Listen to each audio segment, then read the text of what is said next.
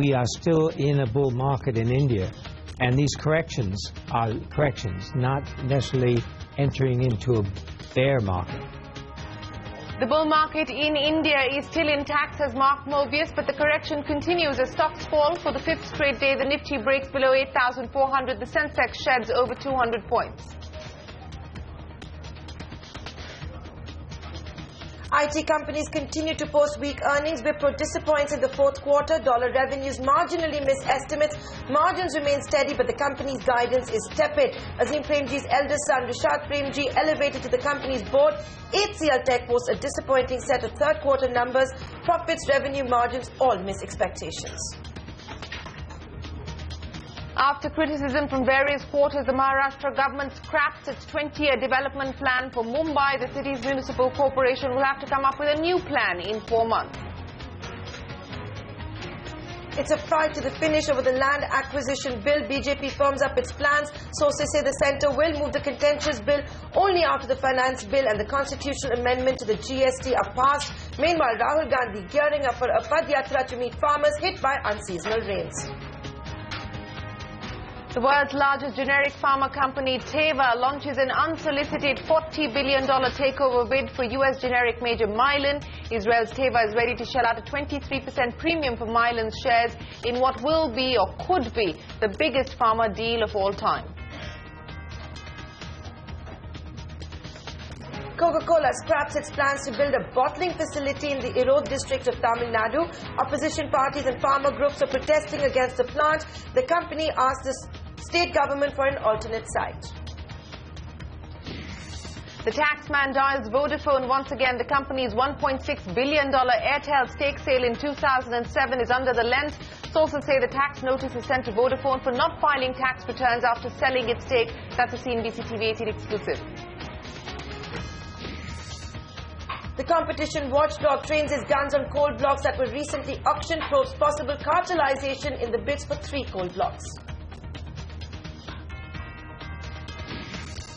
As the Modi government makes a push for indigenous defense manufacturing, we take a look at L&T's brand new facility near Chennai to see how the company is gearing up for mega contracts.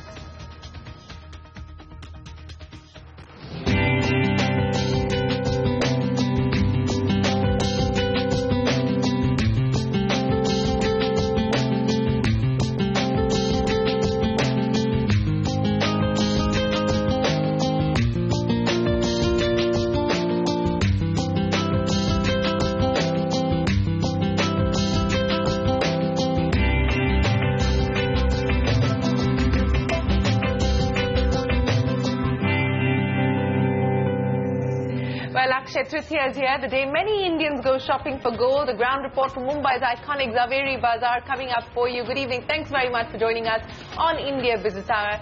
Nentara, have you bought your gold for today? I'm wearing it all, Shireen. If I'd gone shopping, I assure you I would have worn it. I'm going to save my money and buy property. Well, I can tell you that a lot of our colleagues have actually gone out and done some gold shopping. Small gold shopping, but gold shopping nevertheless. We, of course, are still here in the studio. It's time now for us to take stock of the big story tonight. There is simply no stopping the bears on the Lal Street. The market's falling for the 5th day in a row, and once again, the last hour proved to be disastrous for the bulls. The Nifty is now down below the 8,400 mark, losing nearly 1% for the day. The Sensex has lost over 200 points in this session. But let's bring up the 5-day picture for you, because the index has lost about 1,300 points in the last 5 trading sessions. Let's talk about the mid-caps, which continue to slide downwards, and the mid-cap index today losing nearly 100 points. And as we have seen over the last 5 trading sessions, and that graph tells you that story, the selling pressure being exacerbated towards the close of the trading session. That was the stock market action. Let's talk about the currency now. A possible intervention by the Reserve Bank, coupled with dollar selling by banks and exporters, seems to have saved the day for the rupee. The currency closing the day at 62.85 to the dollar, up 10 basis points versus yesterday's close of 62.92. It was a very different story at the start lot of trade, with the rupee opening below the 63 mark at 63.16 to the dollar. So there could have been some RBI intervention, is what we're given to understand. Now, India is still in a bull market despite the recent fall, but tax is a major issue, particularly for portfolio investors. That's the word coming in from legendary emerging market expert Mark Mobius. In an exclusive interview to CNBC TV 18, Mark Mobius, the executive chairman of Templeton Emerging Markets Group, who manages close to $40 billion in emerging market equity, says the recent correction in India should be used as a buying opportunity. Nimesh Shah and Arvind Sukumar get you more. The past 5 trading sessions have been won by the bears, but one of the most influential voices on emerging markets has given India his vote of confidence. Mark Mobius of Templeton Emerging Market Group says India is still in a bull market and the recent correction is an opportunity to buy stocks at reasonable prices. We are still in a bull market in India, and these corrections are corrections, not necessarily entering into a bear market. So I would say this provides some opportunity to buy stocks at a reasonably priced. On a comparative basis, India is not that expensive, and for that reason we're looking more closely at not necessarily the large names, which have run up a lot, but some of the smaller companies that are attractively priced. If you look at the global picture, 16, 17 times is not excessive. It's higher than what you see in China. India in general and the IT sector in particular have got a thumbs up from Mobius. He believes that despite earnings disappointment, Indian IT companies are still good long-term bets. It is still a good long-term investment because India has made tremendous strides in the outsourcing arena, and they've gone from simple outsourcing to more complex consulting and technical work. As I travel around the world, I find these companies working in every field in most every country. So I think there's something there that will last for a long time. So we want to be exposed to that sector in India. Of course, from year to year, there'll be corrections in terms of earnings, but from a longer-term perspective, they're in a very sweet spot. As the economy starts to pick up, Mobius says that the emphasis would be on picking the right stocks in the consumer space where valuations are reasonable.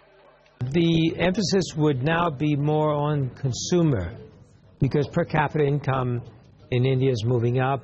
People are getting money for disposable kinds of items that you can buy, and I think that's where the action is going to be going forward. The challenge, of course, is to find those companies that represent the sector that are reasonably priced. As you know, Hindustan Lever is off the map in terms of valuation. Great company, but it's very, very expensive. So we've got to find others that would be more reasonably priced. While the recent correction has unnerved many investors, Mobius is not perturbed. He feels a 20% correction is not unusual and further downside will be limited. I think it's not going to be that much more. There may be another 5 or 10% at most. You must remember, in this day and age, volatility is tremendous. 20% these days are nothing. It's a correction. Whereas in the past, 20% used to create panic. Now it's sort of very usual that you get the kind of correction in a rapid bull market that we've seen. So I think you will see corrections, but it won't be that significant. I would say anywhere between 12 to 15% annualized. That would be a reasonable expectation. While the long-term India story is intact, in the short term, the earnings disappointment, political uncertainty and tax-related concerns will weigh on investor sentiment. In Mumbai with Nimesh Shah, Arvind Sukumar. Well, that's Mark Mobius, one of the most influential emerging market voices, giving India a vote of confidence. On to the big corporate earnings today. It was tech giants Wipro and HCL Tech's turn to hog all the limelight. Let's talk about Wipro first. The company's dollar revenues slightly below expectations. Margins, though, did manage to beat estimates. The guidance for the first quarter of the current fiscal, which could keep the stock under some pressure. So looks like muted guidance. Wipro founder Azim Premji's son, meanwhile, Rishad Premji, who has, of course, been a part of Wipro for a while now, has also been elevated to the company's board. So there has been a lot of talk about a succession plan being put into place. Is this the first step towards that, is the big question. Kritika joins us now to take us through the highlights of Wipro's numbers. Kritika, Wipro still under pressure? If you look at the top line, Shireen, it does seem so. So to quickly run you through the numbers, on dollar revenue front, slightly below what we were expecting, revenues down by 1.1%, but constant currency is the big disappointment, a growth of just about 1.2%. Rupee terms, a fall of 0.9%, significantly lower than what we were expecting. Margins, though, as you said, was a big surprise here. Margins were actually up by 23 basis points, led by operational efficiency, higher utilization that the company has seen, and possibly we've been seeing some amount of margin benefit being exposed into the company, which could have aided the margin growth. We were actually expecting a margin fall of around 100 to 120 basis points. As you said now, the guidance is something that the street, of course, has been disappointed about. For the next quarter, they're expecting a fall of either 0.5% or a growth of about 1%, which is a disappointment given the fact that Q1 is expected to be a seasonally strong quarter for IT companies, and of course the fact that people were expecting that by Q1 of FY16 we'll probably see Wipro claw into revenues and bridge that gap with its peers when it comes to industry-leading growth. In terms of challenges ahead, energy continues to remain a concern. Geography-wise, it's been fairly steady, although most of the numbers are lower than what we were expecting, but BFS has seen some amount of client pressure, so we should get more details with the management when we will have them with us at 9:30. I'm waiting here, ladies. We'll get the management back with us at 9:30 to give us details. All right, Kritika, we will hand it over to you when the Wipro management joins us to take us through that exclusive boardroom. But for now, thanks very much with those details. It's been a dismal quarter for HCL Tech, which came out with its Q3 numbers today. The tech major failing to meet all the major estimates, resulting in the stock taking a serious beating at opening. But the management's positive outlook for the current quarter could have helped the stock recover some of those losses in the latter half of the day. Let's go across to Reema. She's been in conversation with the management. She joins us now with a complete analysis of the HCL Tech numbers. Disappointing numbers, Reema, but the outlook that the management has is positive, isn't it? Thanks so much for that. Well, HCL Technology has delivered a very disappointing set of earnings. It's a miss on all counts. The company has reported a flat dollar revenue at $1,491 million, lower than the 0.7% that the street was anticipating. Margins too have come down by 250 basis points at 21.33%, much lower than the 22.5% that the street was anticipating, though the margins are within the management's stated guided band of 21 to 22%. And that miss flows through into the profitability as well. So profits are down 12% on a quarter-on-quarter basis. Constant currency growth in this quarter has come in at 2.7%. This would too be the lowest that we've seen in the last at least 6 to 7 quarters. The key reasons for the margin miss: one, we've seen an increase in the SG&A spend. So SG&A as a percentage of revenue now stands at 12.7% versus about 12% on a quarter-on-quarter basis. There has been about 100 basis points decline in the utilization, and margins too have come down a bit. In terms of geographies, both US as well as America has slowed down compared to the prior quarter. And in service lines, the two key growth drivers, infrastructure management services as well as engineering, and both of them have slowed down compared to the prior quarter. So infrastructure management has seen a growth of only 3.1% in constant currency, while engineering has slowed down from the prior quarter's 12.5% growth to only 4.6%. That said, the positive line is that the company continues to win robust deals. So 14 transformational deals won in the quarter at over $1 billion of total contract value. So that gives you some revenue visibility for the future. But this quarter, the financials look weak, and cross-currency has wreaked havoc on HCL Technology's earnings. So you could expect the stock to be weak. Currency impact was not 80, was actually 63 basis points. Okay.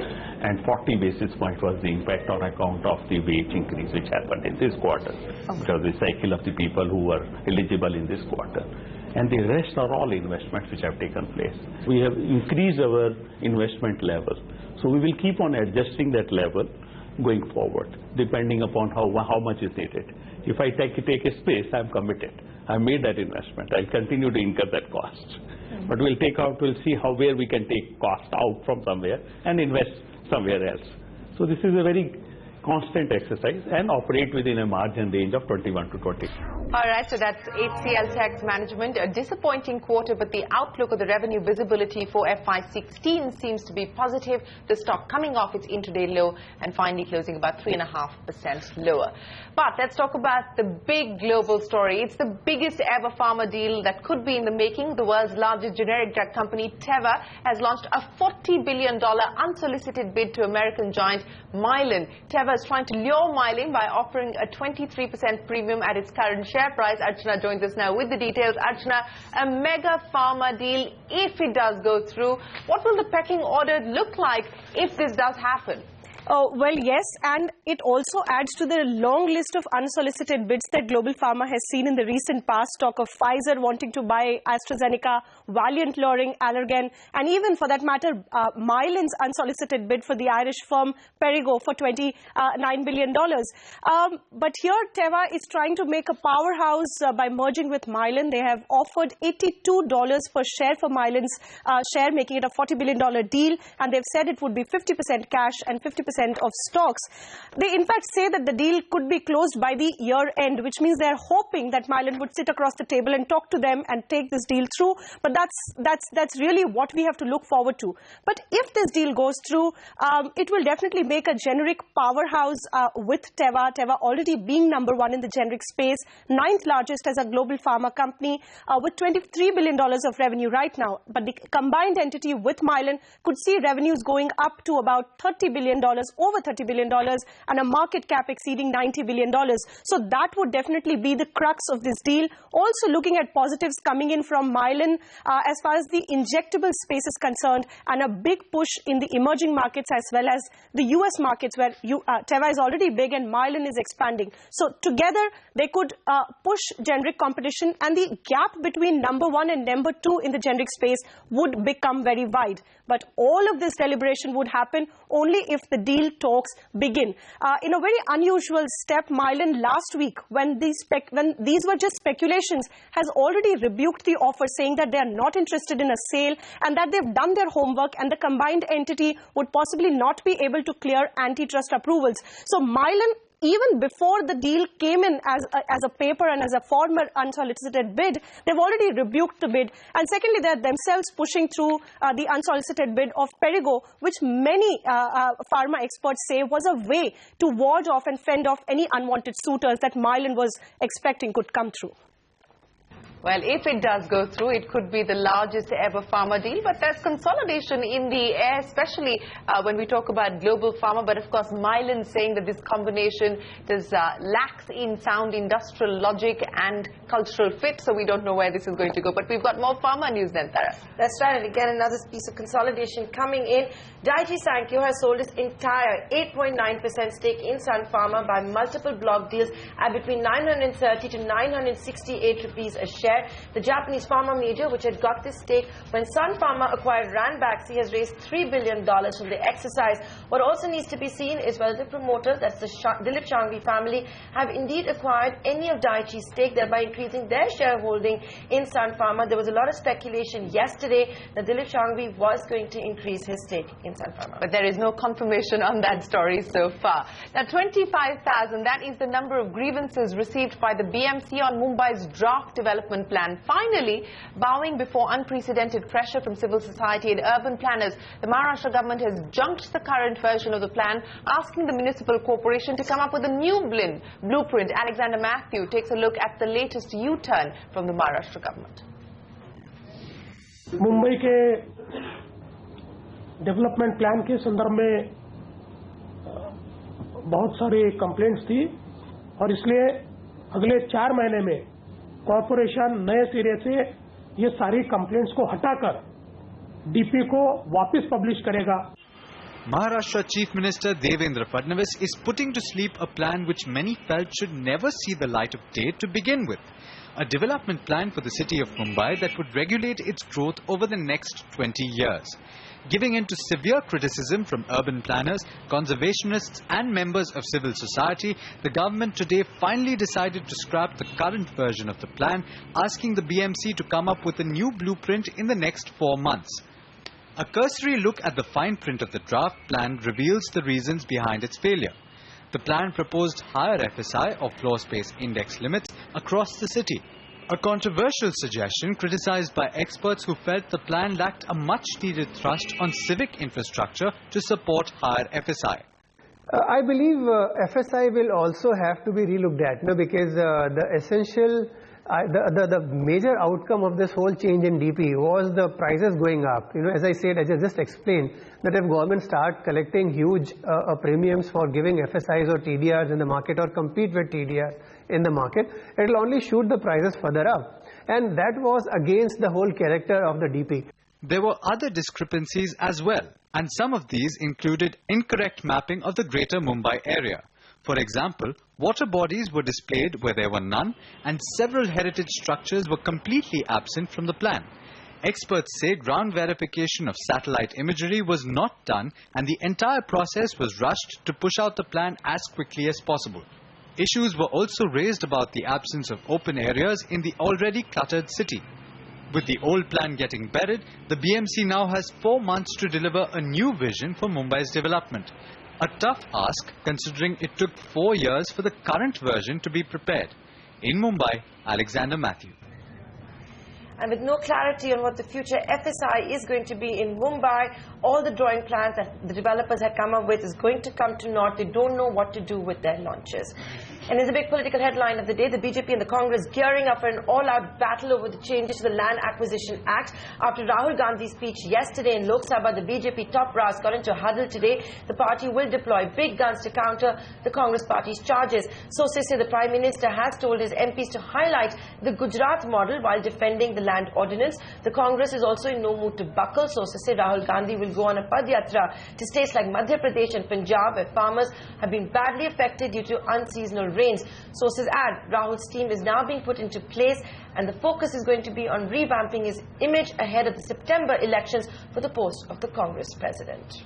Now, even as the land war escalates, the government is hoping to put the issue on the back burner, at least for now, and try and get other legislations passed by Parliament. Government sources say they're hoping to initiate a discussion on the constitutional amendment bill to facilitate the goods and services tax as early as this week. The empowered panel of state finance ministers will meet Finance Minister Arun Jaitley tomorrow to iron out any pending wrinkles. The constitutional amendment will be moved after this. In fact, the government sources say they want to get all important legislations like the finance bill and the black money bill ratified by Parliament before the new land acquisition bill. So perhaps finally some politically astute thinking or manoeuvring there on the part of the government, get all the other crucial economic legislation out of the way, and then take the Congress on as far as the land acquisition bill is concerned. Remember, it's already been tabled in the Lok Sabha. It needs to be tabled in the Rajya Sabha, which is where the government faces its big challenge and the big hurdle. And now let's head down south. After facing protests from opposition parties and farmer groups, Coca-Cola's bottling plant in Tamil Nadu has been scrapped for now. The state government claims it junked the permission given to the plant, but the MNC is claiming it withdrew from the proposed project. Coca-Cola has asked the state government to provide alternate land parcel. Jude Sanitz reports from Chennai. That's right. Coke saying it remains committed to investing in Tamil Nadu, but just not in the Sipcot area of the state's Erode district. In fact, when the company had bought out this parcel of land back in Jan 2014 for a sum of 22 crore, it was met by severe protests, not just by locals, but also by a couple of political parties like the Congress and the CPIM. But that issue apart, the company has also cited unresponsiveness, in fact, from the state government pertaining to a couple of environmental approvals, including laying water lines between Sipcot and, of course, Coke's facility, and an effluent line, construction of an effluent line from the facility itself. Owing to the unresponsiveness of the government, in fact, 8 letters went unresponded to or not properly responded to in the last 2 years. Coke has now decided to withdraw from the project and has informed the state government of the same just last night, in fact, and has also requested for a refund of the sum of 22 crore rupees. Well, that's the second time the cola major is facing the heat here in India. They have asked the Tamil Nadu government for an alternate site. Remember, they picked up that land from the Tamil Nadu government for 22 crore rupees, but at least as of now, pulling out of that particular project. The tax man, meanwhile, is dialing Vodafone once again, and this time it's over the company's stake sale in Airtel. Prerna joins us with the exclusive details. Prerna, give us a background to this case, and what is Vodafone's response to all of this? Well, the Revenue Department is back in pursuit of Vodafone, and this time a fresh tax notice has been served on Vodafone over non-filing of tax returns subsequent to the 5.6% stake sale in Airtel by Vodafone in the year 2007 for over $1.6 billion. We understand from our sources that the Income Tax Department has sought a reassessment for assessment year 2008 and 9 as the department believes that Vodafone escaped assessment and did not file its tax returns. Also, the Revenue Department is seeking additional revenues as the transaction gets time-barred by assessment year 15 and 16. And also, this fresh tax notice has been served to Vodafone under Section 148 of the Income Tax. And of course, Vodafone has about 30 days' time to respond to the fresh tax notice or file a fresh returns for the transaction that was entered by Vodafone in the year 2007. So clearly, no respite for the British telecom giant at this point in time, at a time when it is already locked in horns with the government of India. Back to you. Thanks, Arpina, for joining us. With that, Vodafone again having taxing problems. The Competition Commission of India may have stepped in to look into the charges of cartelization during the coal bidding process. This comes more than a month after Jindal Steel moved the Delhi High Court challenging the government's decision to cancel its bids for the Gare Palma blocks on charges of cartelization. CCI panel member UC Nata has been quoted by the PTI as saying the competition watchdog has initiated an investigation and would take some time before a final report has been drawn up.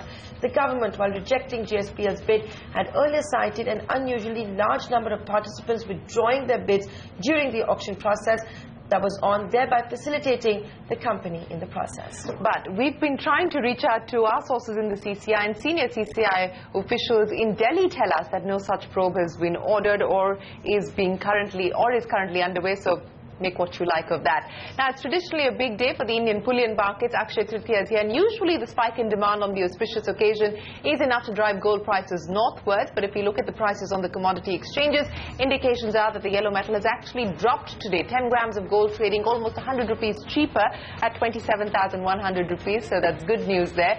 Traders say there has been a drop in global demand for the metal, and that is being priced in as well. But is the common man actually making a beeline to gold stores? Farah Bukwala joins us from a jewellery store at the iconic Zaveri Bazaar in Mumbai. Farah, how crowded is that store?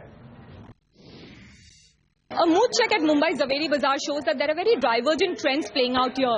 Smaller jewelers in the area are reporting very sluggish sales. They say that they have seen at best people come in and buy small gold nuggets or gold coins. However, people are shying away from making big ticket purchases in gold as there has been a steady dip in prices from about 30,000 rupees per 10 grams last year to about 27,000 rupees this year. They say they prefer equities over gold this year.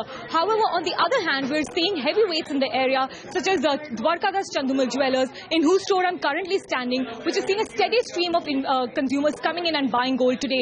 The owner says that they are expecting to see an uptick in sales to the extent of 100 to 200% today. And in fact, they're saying that he also goes on to say that consumers are looking at the dip in gold prices as an opportunity to go ahead and buy even bridal jewelry, as the marriage season is also imminent. So clearly very divergent trends playing out at Mumbai's Zaveri Bazaar. With that, it's back to you. All right, Farah, appreciate you joining us there from Zaveri Bazaar. Divergent views, but the World Gold Council believes 2015 is going to be a better year as far as gold demand is concerned. Up next, the Wipro management will join us in just a bit, in fact in a couple of minutes, to decode the fourth quarter earnings and the outlook for the next quarter. Don't go anywhere.